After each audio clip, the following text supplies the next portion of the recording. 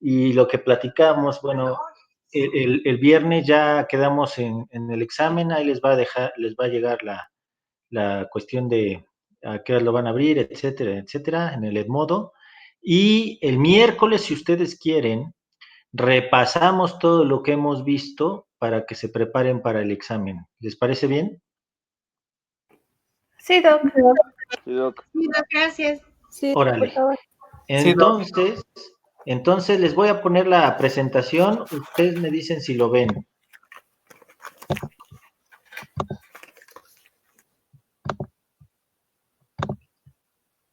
Ay, güey. Acá nos habíamos quedado, ¿no? ¿Sí lo ven? Sí, sí se ve. Sí, sí se ve. Ok. Entonces creo que acá nos habíamos quedado, ¿no? En la cuestión de la amenorrea de origen hipotalámica, cuando ya es una mujer que hacemos prueba de supresión con progesterona y sale negativa. Hacemos de estrógeno más progesterona la prueba de supresión y sale positiva, con gonadotropinas normales o bajas, generalmente bajas, y además estudios de imagen normales, entonces, obviamente imágenes de silla turca, entonces es una amenorrea de origen hipotalámica.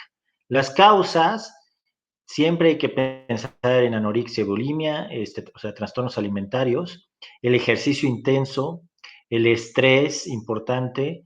Ya platicábamos de la amenorrea pospíldora, que causa alteración de la secreción pulsátil de GnRH, y ya vimos inclusive un caso de síndrome de Kallmann, ¿no?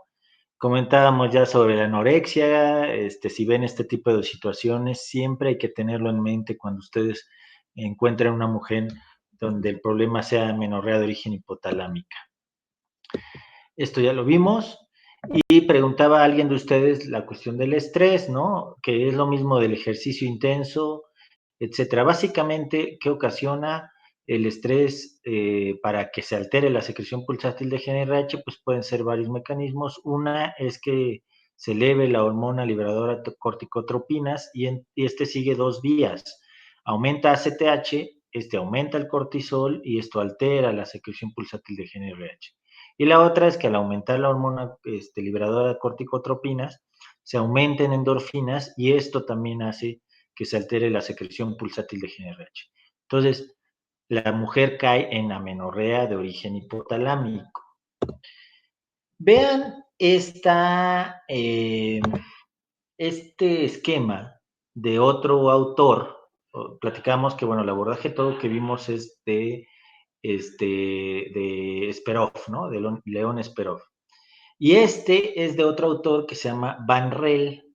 Ahí está la referencia. Y vean, este tipo de algoritmo lo utilizamos más que inclusive el de Sperov en amenorreas primarias sobre todo.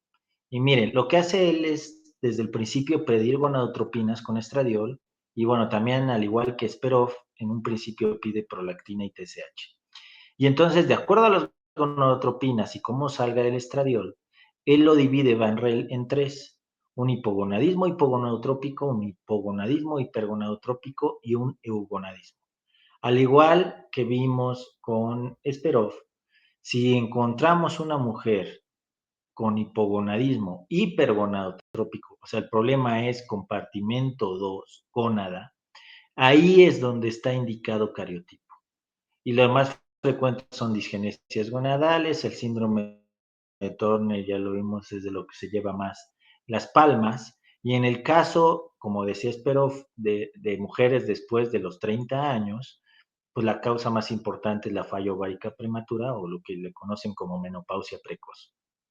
En el caso de eugonadismos, pues malformaciones müllerianas, donde el Rokitansky se lleva las palmas, el síndrome de insensibilidad a los andrógenos, mecanismos de retroalimentación, que haya un problema de anovulación, los mecanismos de retroalimentación, que ya también los vimos en el tema de anovulación. Y cuando se trate de un hipogonadismo hipogonadotrópico, lo que hace, o sea, con gonadotropinas bajas, lo que hace este autor, Van Rel, es un test de estimulación con GnRH. Aquí en nuestro medio no lo hacemos porque es más costoso, más difícil, tiene que los pulsos de GNRH ser adecuados en amplitud y frecuencia, etcétera. Entonces, casi no lo hacemos, pero lo hace el autor, Van Rel, a diferencia de Sperov, que para ver hipófisis hace estudios de imagen, que es una cuestión más fácil de realizar, ¿no? Para ver silla turca. Y por descarte, hacer el diagnóstico de amenorrea de origen hipotalámica. Lo que hace este cuate, Van Rel, es, les digo, la test de estimulación de GNRH. Y está muy fácil. Si hace una adecuada secreción pulsátil de GNRH y se elevan gonadotropinas, ¿dónde está el problema? ¿En hipotálamo o en hipófisis? A En ver quién me dice. hipotálamo. En Exactamente, hipotálamo, sí. en hipotálamo. O sea, si ustedes le dan GNRH y sí se elevan gonadotropinas, pues quiere decir que la hipófisis sí responde. Lo que pasa es que el problema está en hipotálamo, ¿no? Entonces vean los diagnósticos diferenciales que él pone, que ya los habíamos visto, ¿no? Inclusive cuando vimos déficit congénito de GNRH, que, o sea, calman, pero hay varias cuestiones y ahí es donde entra la cuestión de la pérdida de peso, el ejercicio intenso, los trastornos alimentarios, el estrés, etc. En cambio, si Van Rel o pueden hacer el test de estimulación de GNRH y aún con la estimulación de GNRH no se elevan gonadotropinas, pues entonces es hipófisis.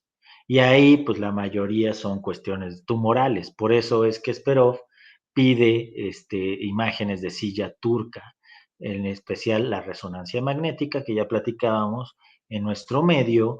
A veces no es tan fácil, entonces podemos hacer una tomografía de cráneo, ¿no? Para mi imagen de silla turca.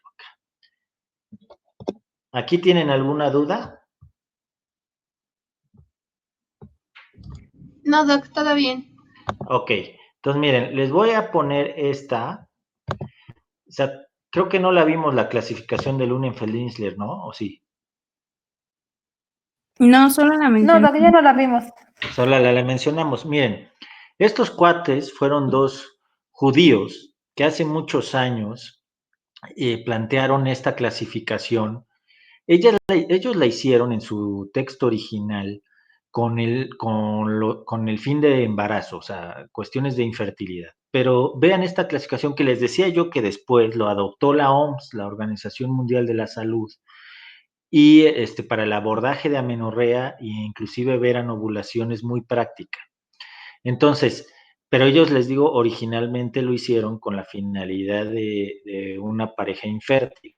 Y vean, ellos ponen dentro de su clasificación 7 grupos de pacientes. Y vean, está muy claro, ya lo que vimos con anovulación y amenorrea, ellos, todo lo que vimos en nosotros en no sé cuántas clases, 4 clases, 5 clases, no sé, cuando vimos anovulación y amenorrea y hemorragia genital anormal, ellos lo resumen en estas, no, 7 apartados o 7 grupos.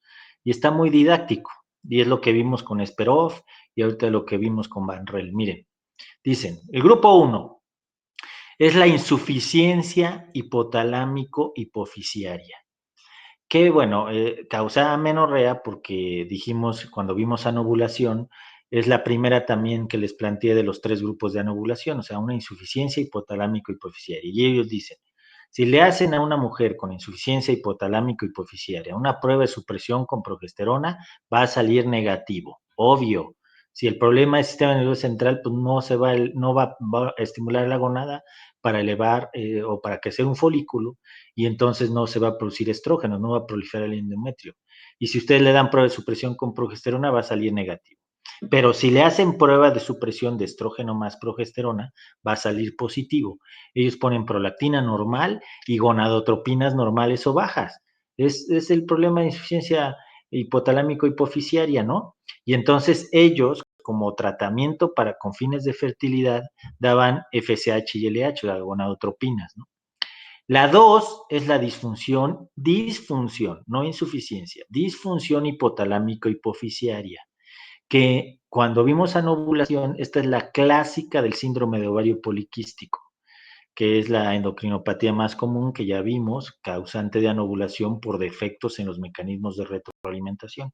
Y en esta, como vimos también en el abordaje de amenorrea, le hacen la prueba de supresión con progesterona y sí va a menstruar, va a salir positiva, porque ella sí produce estrógenos y lo que pasa es que a mitad del ciclo no ovula por defectos en los mecanismos de retroalimentación. Y vean eso, ellos desde esos años dicen FSH normal o baja y LH elevada. Ya dijimos que también, sin mencionar los criterios de Rotterdam o los criterios de diagnóstico de síndrome de ovario poliquístico, es común que estas mujeres tengan LH al doble o al triple de la FSH, con prolactina normal. En ella, en estos casos, de acuerdo a si la mujer quería embarazarse, daban FSH pura recombinante, y en el caso de que no, manejaban hormonales orales combinados. El grupo 3 y el grupo 4 son la hiperprolactinemia. El 3 es sin evidencia de tumor y el 4 es con evidencia de tumor, o sea, prolactinoma. Y ya vimos que los prolactinomas se dividen en dos, microadenomas y macroadenomas, de acuerdo a que si son de menos de 10 milímetros o más de 10 milímetros. Pero vean el tratamiento para los dos. Son con agonistas dopaminérgicos, cabergolina.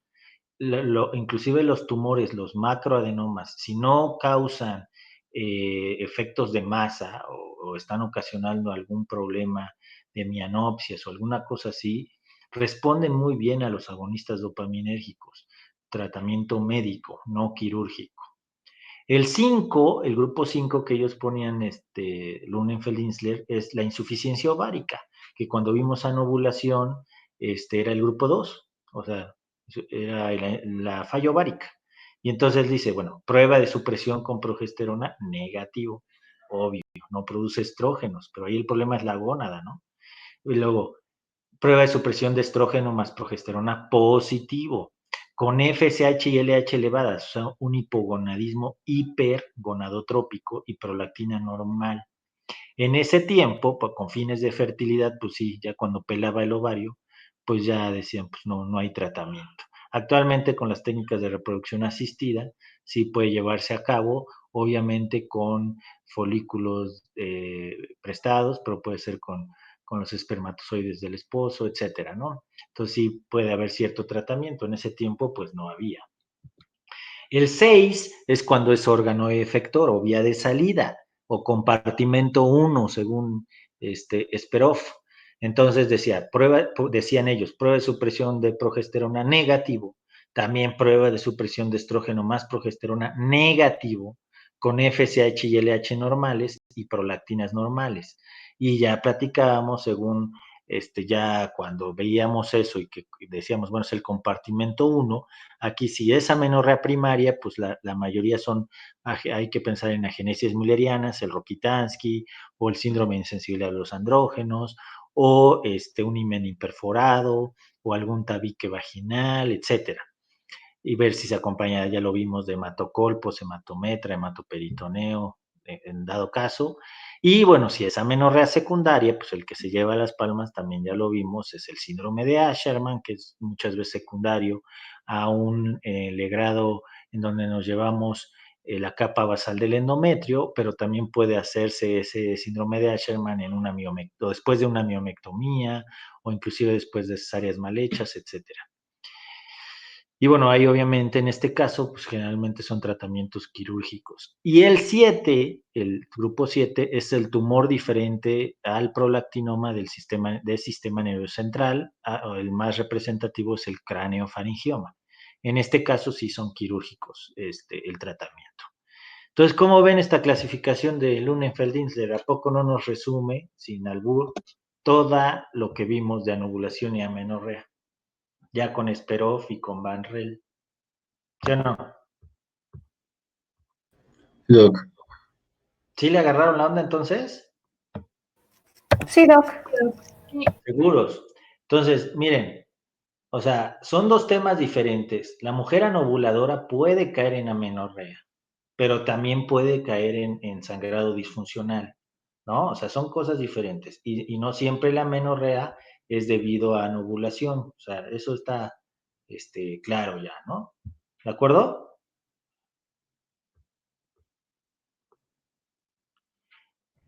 Sí, doctor. ¿Tienen alguna duda? Doctor, ¿Sí? yo tengo un detalle, ¿sí me escucha bien? ¿Sí? Dime. ¿Sí? ¿Sí? Bueno, es que cuando yo investigué esta los mencionó.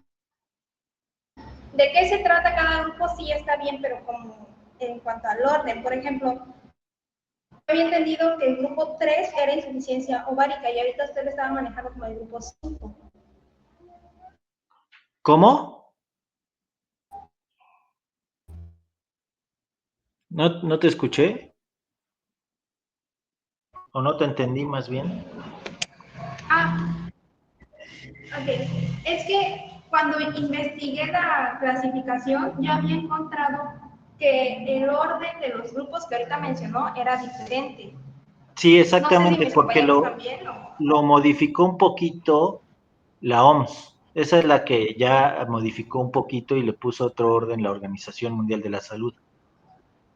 Pero ok. el estudio original del UNENFEL ponía así estos grupos.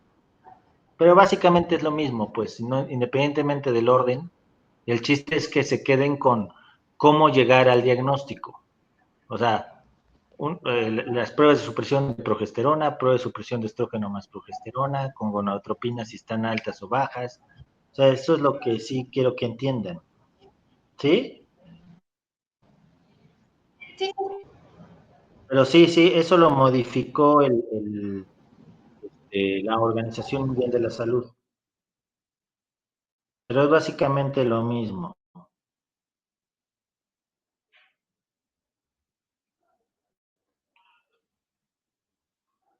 ¿Sí?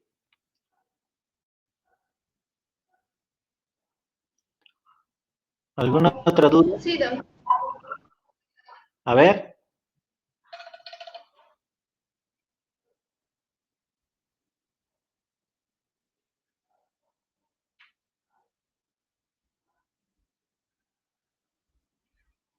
¿ninguna otra duda? Perdón. No, Doc. No. A ver, les voy a poner un caso clínico, ¿de acuerdo? Otra vez. Y a ver, de acuerdo al abordaje que vimos, vamos a abordarlo. ¿Sale? A ver, ¿quién lo lee?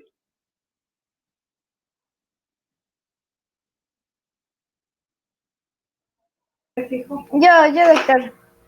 A ver, doctora. Mujer femenino de 24 años de edad con ausencia de sus ciclos menstruales por 9 meses.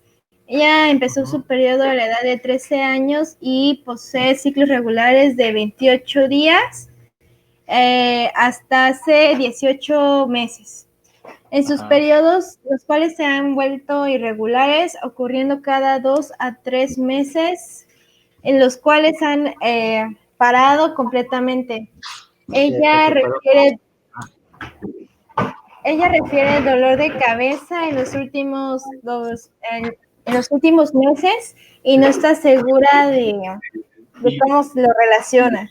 Ajá. Ella empezó su vida sexual, bueno, tiene una pareja sexual para la contraconcepción. Y ella nunca ha estado embarazada. Refiere no utilizar medicamentos previos en su historia.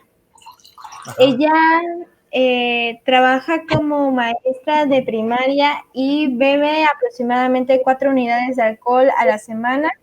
Ella no fuma y no usa drogas recreacionales. Ella se divierte y nada en tiempos separados, en sus tiempos libres, perdón. Ajá. En la Alexa. examinación, Ajá. ella tiene un cuerpo bien conformado, se podría decir. Ajá.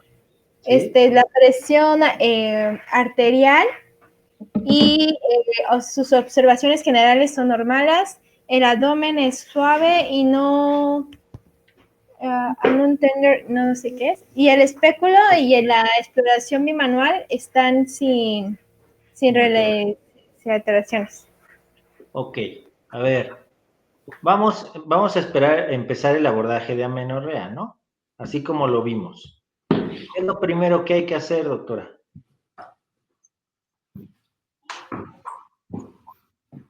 Descartar embarazo.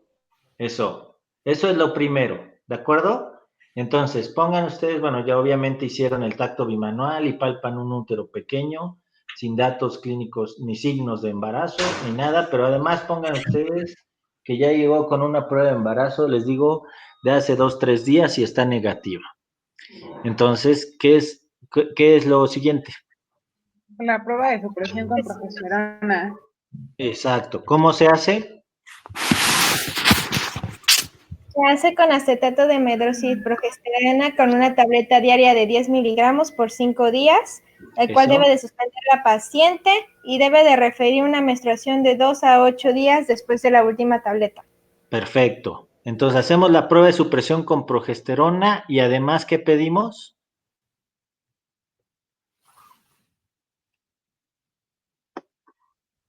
¿Qué estudios pedimos? TSH, prolactina, ¿Cuál? testosterona, TSH, prolactina, testosterona testosterona libre, libre, ajá, glucosa, glucosa basal o glucosa en ayunas, insulina Sulfato de hidroxiepiandrosterona. y sulfato de hidroepiandrosterona para ver suprarrenales, ¿no? Pero hay que decirle a la señora que no se los haga hasta ver si viene la menstruación o no, ¿no? Pero les digo, la mayoría de las mujeres en abordaje con amenorrea, en una gran mayoría, van a ser también anovuladoras por defectos en los mecanismos de retroalimentación. Entonces, sí van a tener una prueba de supresión positiva de progesterona, ¿sale? Entonces le mandan de una vez los estudios y les digo, bueno, cuando empiece a menstruar me avisa y ya le digo cuándo se hacen los estudios. ¿Van de acuerdo todos? Sí, doc. Sí, ok. Llega esta paciente y les dice, doctor, sí menstrué y me duró como 10 días, cabrón, y abundante, cabrón. Y ya les llega con los laboratorios, ¿sale? Pongan ustedes que, bueno, ahí están abajo, pero les digo que, por ejemplo, la prolactina ahí está en miliunidades por litro y bueno, ahí están los valores de referencia, pero así no se miden acá, pero miren, pongan ustedes que llega con TSH de 1.8, sulfato de hidroepiandrosterona de 350, testosterona libre de 1.2, glucosa de 74 e insulina de 6.8. Y la prolactina está en 45. ¿Qué es? Pongan ustedes en 105. ¿Qué es de prolactina? Hiperprolactinemia. Hiperprolactinemia. Pero según Esperov, si está arriba de 100 nanogramos por mililitro de prolactina, ¿qué le hacemos? ¿O en qué hay que pensar? Resonancia en un prolactinoma. Exacto, un tumor de prolactina. Obviamente, miren, ahí está. ¿Qué hay? Cata. La presencia de una masa en la silla turca. Exacto. Que con la prolactina por arriba de 100 o 200, si lo medimos en nanogramos por mililitro, nos puede hacer sospechar de un prolactinoma. ¿Cuál es el tratamiento? Agonistas. Agonistas dopaminérgicos. Le damos cabergolina, agonista dopaminérgico, una tabletita de 0.5 miligramos 2 veces a la semana por todo el mes y a lo mejor va a ser más tiempo de tratamiento, pero primero se lo damos todo el mes para ver mejoría o no, ¿de acuerdo? Entonces se dan 2 veces a la semana, por ejemplo, puede utilizarse lunes y jueves, martes y viernes, miércoles y sábado, etcétera. Sí, ¿vamos bien? ¿De cuánto dijo que era la tableta, perdón? De 0.5 miligramos. ¿Tiene que ser en días espaciados, Doc? ¿O puede ser en Sí, días sí, lo ideal es que sea en días espaciados por la cuestión de la tolerancia, porque muchas veces se toman, inclusive hay algunas mujeres que no toleran la tableta completa. O sea, empiezan con cuestiones gastrointestinales o cefalea, mareo, alguna cosa así, algunas, afortunadamente. La mayoría de las mujeres lo toleran muy bien. Entonces, de preferencia que sea espaciado, así lunes y jueves, martes y viernes, miércoles y sábado, cosas por el estilo, para mejor tolerancia y mejor apego, obviamente. ¿Sí? Y estar vigilando el tumor, obviamente, ¿no? Con Doc, la respuesta al medicamento. Y los niveles de prolactina, obviamente. Y luego, bueno, que empiece a menstruar adecuadamente, ¿no? ¿Sí me van siguiendo? Doc, ¿y es la misma dosis para en caso de que no tenga tumor? Sí, también se puede utilizar igual. En dado Ok. caso que, por ejemplo, no haya salido en 100 o 200, sino en 45 y no encontramos una causa directa del por qué se descontrola la prolactina, que platicábamos cuál es el contrarregulador de la prolactina. Dopamina. Dopamina. Dopamina. Entonces, si no identificamos, aparentemente no toma medicamentos, aparentemente no hay ningún otro problema, no es como ustedes comprenderán de estresadita, de angustiada, nada, no encontramos nada. Pues bueno, entonces damos el agonista dopaminérgico, igual puede ser la misma dosis, y vamos vigilando los niveles de prolactina y sus menstruaciones. ¿De acuerdo? Sí, Doc. Ok. Pongan ustedes que esta misma paciente igual, bueno, obviamente con algunas otras modificaciones, le hacen la prueba de supresión con progesterona y sale negativa, o sea, no menstrua con prueba de supresión con progesterona. ¿Qué es lo que sigue? O sea, ¿cómo lo interpretan primero? Que no produce estrógenos o que la vía de salida está mal. Exacto. Y entonces, ¿cuál es el segundo paso para hacer la diferencia entre una cosa u otra? La prueba de estrógenos más progesterona. ¿Cómo se hace? Es con estrógenos conjugados, bueno, de origen etino, son 0.625 miligramos. La tableta es de 0.625 miligramos, pero ¿cuánto es la dosis que hay que dar para la prueba de supresión de estrógeno? 1.25 Son 1.25, o sea, 2 tabletas diarias por ¿cuántos días? por 21 días. 21 días. Y Últimos otra vez, y los y últimos anexamos la progesterona en los últimos 5 a 7 días junto con los estrógenos, ¿no? de 10 miligramos. Exacto, 10 miligramos. ¿Sale? Y a los 21 días termina las tabletas y otra vez esperamos de 2 a 8 días después de las últimas para ver si menstrua o no. Esperov dice que es conveniente hacer 2 ciclos. En este caso, si es que primero pues, sale negativa, obviamente. ¿Sí? ¿Están de acuerdo? Sí, Doc. Sí, Ok, supongan que le hacen la prueba de supresión de estrógeno más progesterona y sale negativa. Otra vez, o sea, no menstrua. ¿Dónde está el problema? en el En compartimiento el compartimiento 1. 2, Ah, ¿cómo 2?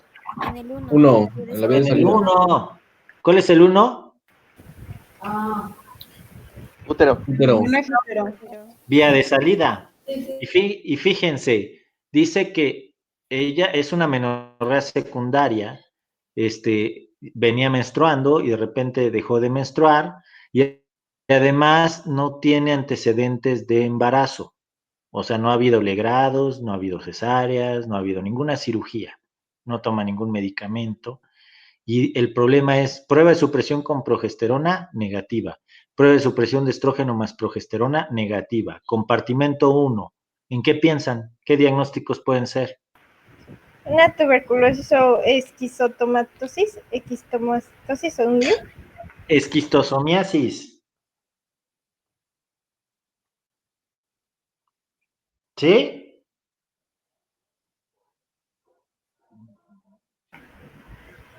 Sí, doctor.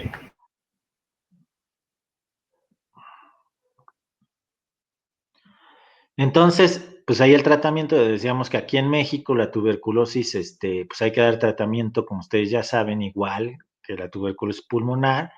Y en el caso de la esquistosomiasis, en aquellas mujeres que viajan a Sudamérica o al extranjero, porque aquí eso sí no hay.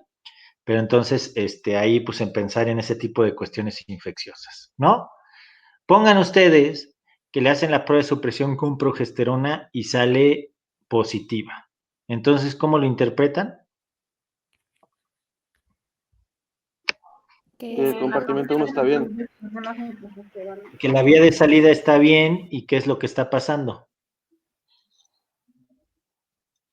Que el defecto está en los mecanismos de retroalimentación. No. No, puede ser compartimento 2, 3 o 4. O sea que ella no produce qué. Que ella no produce qué. Hay que pedir. Estrógenos. Que ella no produce estrógenos. Y entonces el problema puede ser compartimento 2, gónada, o compartimento 3 o 4, hipófisis o hipotálamo, o sea, sistema nervioso central. ¿No? ¿Qué pedimos? Gonadotropinas, LH y Exacto. FSH. Exacto. Ahora, dice Esperov, creo que eso no lo comentamos. Ustedes ya hicieron la prueba de supresión con estrógeno más progesterona. Para pedir gonadotropinas hay que esperar por lo menos 15 días de ya no estar tomando esos medicamentos, porque les pueden salir falsos bajitos, ¿no? Por el estímulo que ustedes dieron de estrógeno más progesterona. Entonces hay que esperar 15 días o 20 días o un mes para pedir FSH y LH y entonces ya ser confiables, ¿no? Entonces, si salen altas, el problema es compartimento 2, 2. Y si salen bajas, entonces es 3 3 o o 4. 4. Y entonces ya nos vamos a los estudios de imagen para ver compartimento ¿qué? 3 o 4. 4. No, 3 hipófisis. 3. 3. Y entonces, si está bien por estudios de imagen, entonces por descarte o por exclusión es compartimento 4. ¿Sale? ¿Sí ya quedó? Sí. Sí, doc. ¿Seguro? Ok. Entonces, por eso les digo que el Unenfeld-Insler nos juntan todo con las pruebas de supresión por progesterona, estrógeno más progesterona. Y les decía yo que, por ejemplo, el abordaje de Esperov, que es muy práctico, generalmente lo hacemos para amenorreas secundarias. Para amenorreas primarias nos basamos más en el de Van Rel, que les pasé al último. ¿Por qué razón y por qué razón Esperov luego ya en la última edición en español le cambió un poquito en cuanto al abordaje, siguió con los compartimentos, etcétera, y lo mismo, pero le cambió un poquito por esa razón. Miren, si por ejemplo, acuérdense del Kalman, ¿no? De la mujer con calma, de la niña con calma. Esa, si le hacen la prueba de supresión con progesterona, ¿va a sangrar o no?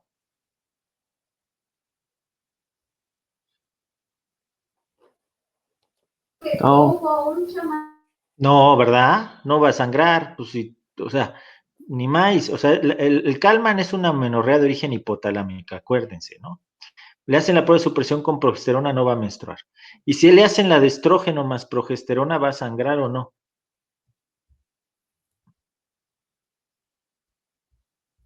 tampoco, ¿sí? No, porque acuérdense que todavía tiene un útero pequeño, acuérdense del tratamiento. Primero hay que hacer crecer el útero con estrógeno, que se desarrolle bien el útero, la vagina, y luego que empiece a proliferar el endometrio con el estrógeno que ustedes le están dando.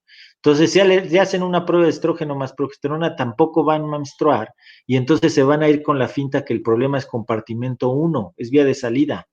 ¿De acuerdo? Y entonces ahí se ve que se dieron cuenta y dijeron, no, ni madres, no vamos a abordarlo así a todas, ¿no? Entonces, abusados. El abordaje de amenorrea, el de Esperov es muy importante, lo llevamos casi siempre, pero sobre todo en amenorreas secundarias, que es lo más frecuente y no se van a perder. En cambio, si es una amenorrea primaria, es más o menos mejor utilizar lo de Van Rel. O sea, desde el principio, pedir gonadotropinas, pedir estradiol y en su caso, bueno, pedir prolactina, TSH y todo lo demás, ¿no? Y ya de acuerdo a cómo salga, si hipogonadismo hipergonadotrópico, hipogonadismo hipogonadotrópico, eugonadismo, hacer los diagnósticos diferenciales.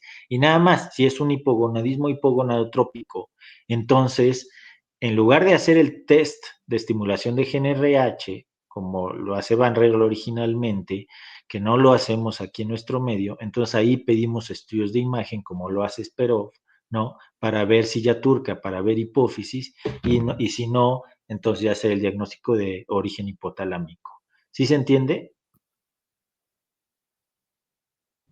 Sí, doctor. Como la béisbol.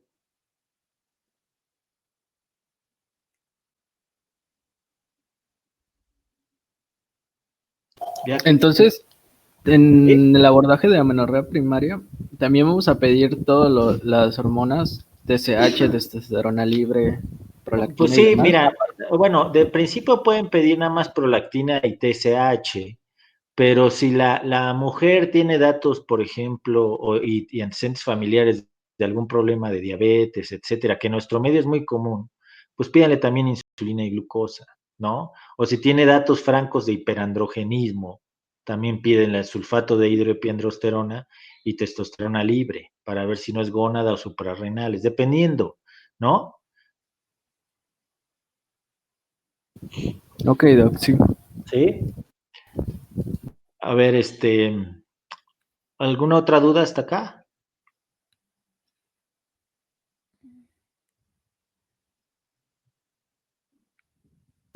Creo que no. ¿Para nada? No, todo. Ahorita no. Perfecto. Entonces, bueno, les voy a pedir que de aquí al miércoles se pongan a repasar todo lo que hemos visto y lo que va a llegar en el examen. Es decir, todo lo que vimos al principio del famoso eje hipotálamo hipófisis gonadal, la esteroidogénesis, la teoría bicelular, después lo que nos pasamos a diferenciación sexual, pubertad, y lo normal, y después la precoz y la retardada, y después todo lo que vimos de anovulación, hemorragia genital anormal y amenorrea, que es lo que va a venir en el examen, ¿de acuerdo? Entonces, se pone a repasar todo, de tal manera que nada más el miércoles lo que hagamos, aparte de repasar, es aclarar las dudas que tengan sobre cada uno de esos temas, de tal manera que ya quede todo para que el viernes contesten el examen súper fácil y entonces ya todos saquen 10 y yo esté muy contento y ustedes también. ¿De acuerdo? Sí, Doc. Va. Doctor, Entonces, muchas gracias. pónganse a repasar y nos conectamos entonces el miércoles para aclarar dudas y ya preparamos para el examen del viernes. ¿Va? Sí, Doc, muchas gracias. Gracias. Cuídense. Gracias, Doc. Bye. Gracias, doctor.